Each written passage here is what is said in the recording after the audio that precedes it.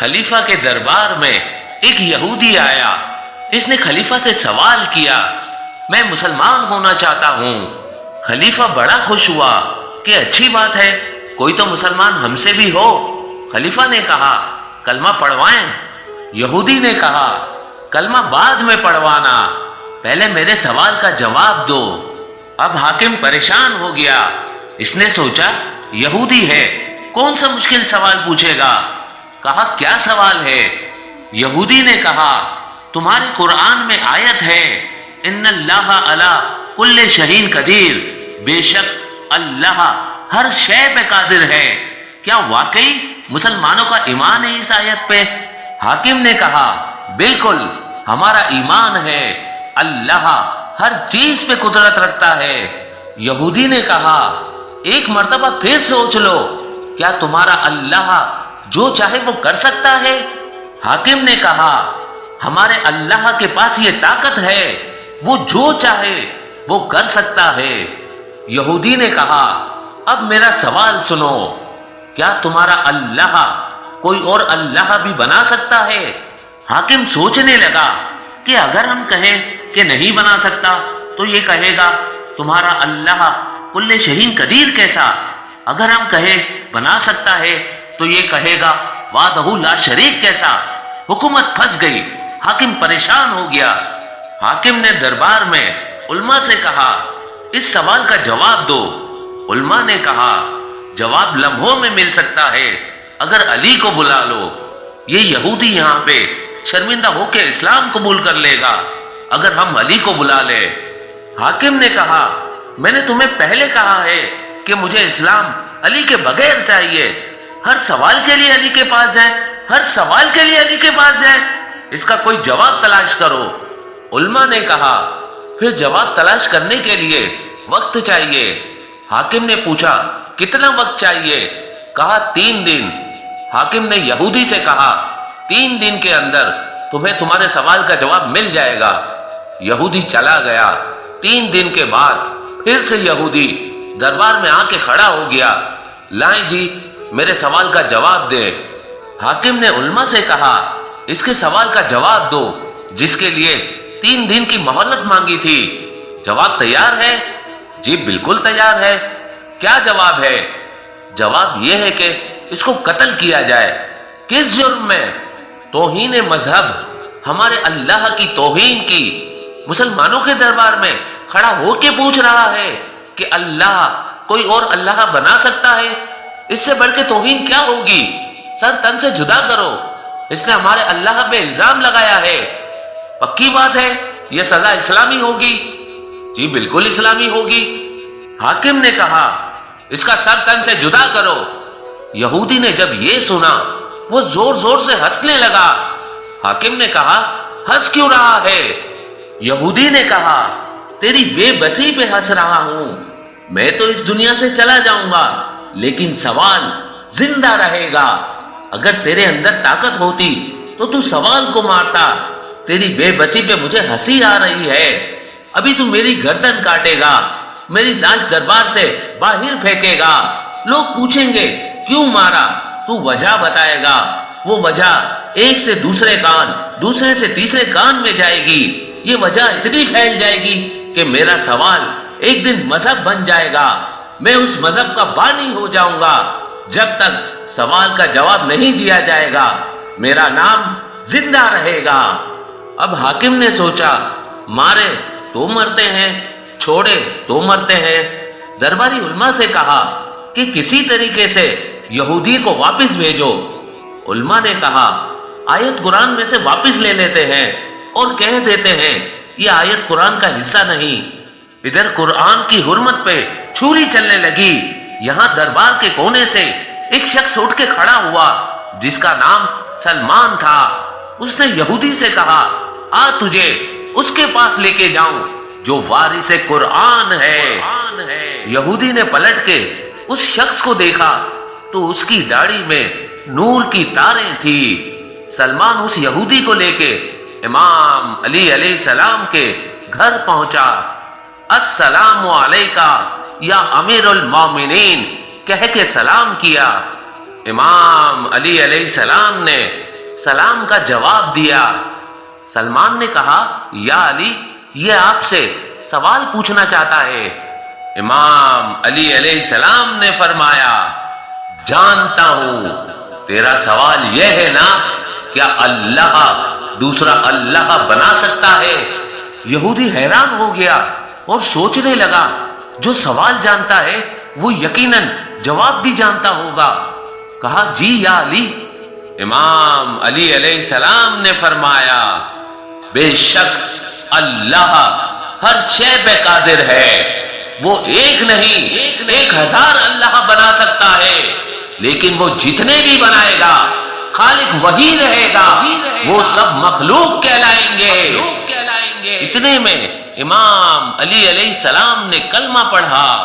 اس کلمے کا سننا تھا، اس یہودی نے بھی کلمہ پڑھا اور دار اسلام میں داخل ہو گیا۔ کچھ وقت گزرنے کے بعد تو کچھ یہودیوں نے یہ چاہا کہ کچھ ایسے سوال بنائے جائیں جس کا جواب امام علی کے پاس نہ ہو، اور کوئی ایسا بندہ بھی ڈھونڈتے ہیں جو علی سے ایسا سوال کرے کہ علی سوچ میں پڑ جائے۔ ڈھونڈتے ڈھونڈتے ایک ایسے عالم کے پاس پہنچے جو 70 سال سے ایک غار میں رہ رہا تھا۔ اتنی ریاست تھی اس کی کہ وہ غیب کی چیزوں میں جھانک لیتا تھا۔ اسے لے کے کوفے آ گئے، اسے تیار کر کے امام علی کے پاس آئے۔ امام علی علیہ السلام لوگوں کو درس اخلاق دے ہی رہے تھے، اتنے میں وہ یہودی کہنے لگے ہم نے سنا ہے لوگ آپ کو باب العلم کے نام سے جانتے ہیں، ہم آپ سے کچھ سوالات کرنا چاہتے ہیں۔ امام علی علیہ السلام نے فرمایا پوچھو، کیا پوچھنا چاہتے ہو؟ پہلا سوال کیا اے علی یہ بتائیے وہ ایسی کون سی قبر ہے کہ جس قبر نے اپنی میت کو سیر کرائی؟ امام علی علیہ السلام نے فرمایا اے بندہ خدا، وہ قبر وہ مچھلی ہے کہ جس مچھلی کے پیٹ میں اللہ نے اپنے نبی یونس علیہ السلام کو رکھا، اور پھر اللہ نے اپنے نبی یونس علیہ السلام کو اس مچھلی کے پیٹ میں 7 سمندروں کی سیر کرائی۔ بے شک یہ میرے پروردگار کا ایک عظیم معجزہ تھا۔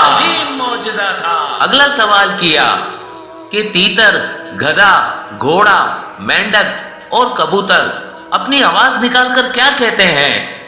امام علی علیہ السلام نے فرمایا تیتر اپنی زبان میں کہتا ہے اے غافلو، اللہ کو یاد کرو، اس کی یاد سے غافل نہ رہو، کیونکہ اس کائنات میں صرف اللہ ہی ہے جو بنا کسی فائدے کے، بنا کسی لالچ کے، صرف اور صرف تمہارے بارے میں ہی سوچتا ہے۔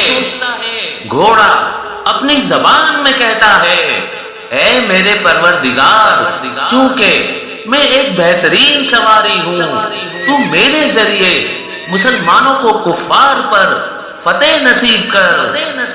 گدھا اپنی زبان میں کہتا ہے اے میرے پروردگار، تو جرمانہ وصول کرنے والوں پر لعنت کر۔ مینڈک اپنی زبان میں کہتا ہے پاک و منزہ ہے وہ ذات کہ جس کا ذکر سمندروں کی گہرائیوں میں بھی کیا جاتا ہے۔ اور کبوتر اپنی زبان میں کہتا ہے اے میرے پروردگار، تو محمد و آل محمد کے دشمنوں پر لعنت کر، تو رسوا کر انہیں جنہوں نے میرے نبی اور میرے نبی کی آل پہ ظلم کیا۔ اگلا سوال کیا اے علی یہ بتائیے بیل جانور کی نظریں ہمیشہ زمین کی طرف ہی کیوں جھکی رہتی ہے؟ یہ جانور آسمان کی طرف کیوں نہیں دیکھتا؟ امام علی علیہ السلام نے فرمایا جب اللہ کے نبی موسیٰ علیہ السلام کی قوم نے اللہ کا انکار کیا اور اللہ پر ایمان نہ لائے تو وہ قوم حضرت موسیٰ علیہ السلام سے کہنے لگی کہ اے موسیٰ دیکھ ہمارے پاس بھی ہمارا خدا ہے۔ تو وہ قوم اس جانور کی عبادت کرنے لگی اور اسی جانور کو اپنا خدا ماننے لگی۔ لیکن افسوس کہ اس وقت کے انسانوں نے اتنے عظیم رب کے ہوتے ہوئے اس بات کی حیا تک نہ کی کہ وہ ایک جانور کی عبادت کر رہے ہیں، لیکن اللہ نے اس جانور میں اتنی حیا رکھی کہ اس جانور نے اپنی حیا کے مارے آج تک آسمان کی طرف اپنا رخ نہیں کیا۔ اسی وجہ سے وہ جانور کہتا ہے، اے میرے پروردگار، تیرے بندوں نے تیری ہی جگہ پہ مجھ بے زبان جانور کو اپنا خدا بنا لیا۔ اے میرے پروردگار، ان انسانوں کی اس غلطی کی وجہ سے میری غیرت، میری حیا مجھے یہ گوارا ہی نہیں کرتی کہ میں اتنے عظیم رب کی طرف دیکھ سکوں۔ اسی وجہ سے ہی بیل جانور آسمان کی طرف نہیں دیکھتا۔ اگلا سوال کیا، اے علی یہ بتائیے ساتوں آسمانوں کے نام کیا کیا ہے اور ان کا رنگ کس طرح کا ہے؟ امام علی علیہ السلام نے فرمایا، اللہ نے اس کائنات میں 7 آسمانوں کو پیدا کیا ہے۔ پہلے آسمان کا نام رافی ہے۔ اللہ نے اس پہلے آسمان کو پانی اور دھوئیں کو آپس میں ملا کے پیدا کیا۔ دوسرے آسمان کا نام کیدوم ہے۔ اس آسمان کا رنگ تانبے کے رنگ کی طرح کا ہے۔ تیسرے آسمان کا نام معروم ہے۔ اس آسمان کا رنگ برنی رنگ کی طرح کا ہے۔ چوتھے آسمان کا نام ارکلون ہے۔ اس آسمان کا رنگ چاندی کے رنگ کی طرح کا ہے۔ پانچویں آسمان کا نام کیفون ہے۔ اس آسمان کا رنگ سونے کے رنگ کی طرح کا ہے۔ چھٹے آسمان کا نام الروس ہے۔ اس آسمان کا رنگ یاقوت کے رنگ کی طرح کا ہے۔ اور ساتویں آسمان کا نام اوجاما ہے، اور اس آسمان کا رنگ سفید موتی یعنی کہ نور کی طرح کا ہے۔ اگلا سوال کیا، اے علی یہ بتائیے کہ میراث میں مرد کو 2 حصے اور عورت کو صرف 1 حصہ ہی کیوں دیا جاتا ہے؟ امام علی علیہ السلام نے فرمایا، اللہ نے حضرت آدم علیہ السلام اور بی بی حوا کے لیے جب جنت کو بنایا تو اس وقت جنت میں صرف 3 دانے تھے، تو ان 3 دانوں میں سے 1 دانہ بی بی حوا نے کھا لیا اور باقی 2 دانے حضرت آدم نے کھا لیے۔ بس اسی دن سے اللہ نے یہ ارادہ کر لیا کہ وراثت میں مرد کو 2 حصے اور عورت کو 1 حصہ دیا جائے گا۔ اب یہودی پریشان ہونے لگے کہ علی کے پاس تو ہمارے ہر سوال کا جواب ہے، اب یہ اپنی آخری چال کی طرف بڑھے کہ اب ہم یقیناً کامیاب ہو جائیں گے۔ اس نے اس یہودی کو آگے کیا، کہا کہ اب تو سوال کر۔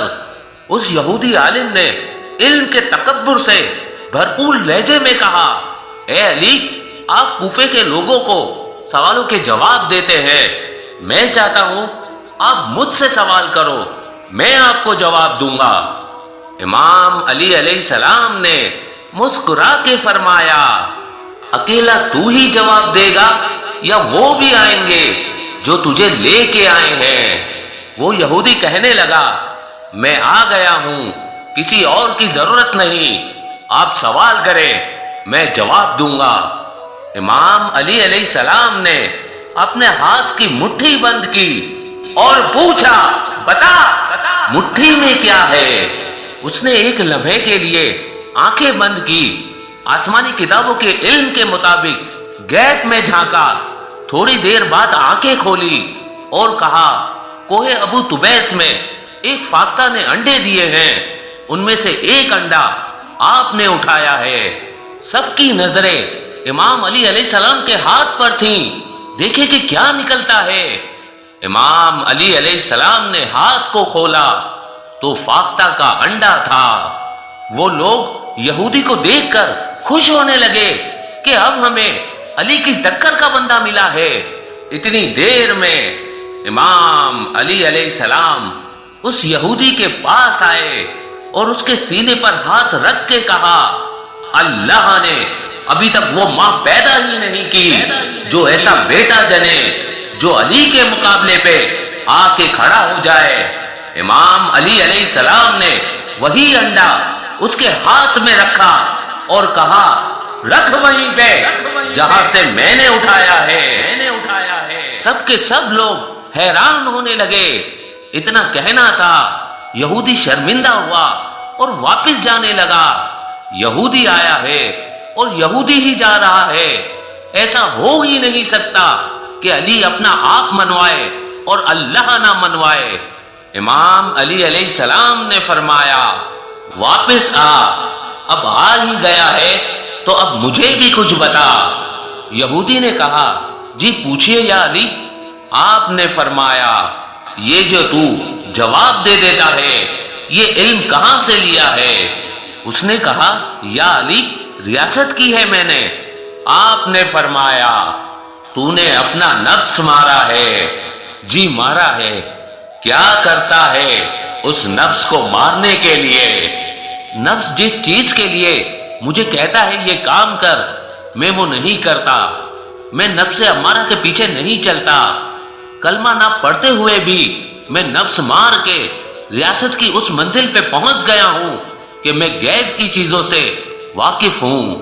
امام علی علیہ السلام نے فرمایا اچھا تیرا نفس جو تجھے کہے وہ تو نہیں کرتا؟